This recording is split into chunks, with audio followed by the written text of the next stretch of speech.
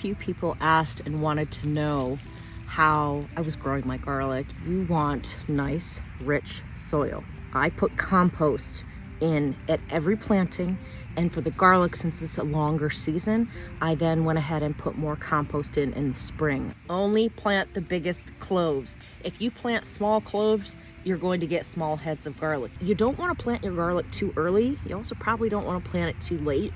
I usually plant it, I think, in November or December here for me in zone 7B, 8A. And then the scapes, when the scapes come up, as soon as they start to curl, that is when you want to cut them, because if you don't cut those, they're diverting that energy from the bulb to flowering. You don't want them to flower. That's not for you. Mulch. This is a pine bedding mulch. This is what I use in the chicken coop. You can get this stuff at Tractor Supply. You mulch it in the fall after you plant it so that the garlic has a better chance at retaining some of the moisture. If you aren't getting a lot of moisture, you are going to want to water. These here, the reason these are so big, this is elephant garlic. Elephant garlic happens to be a really big variety.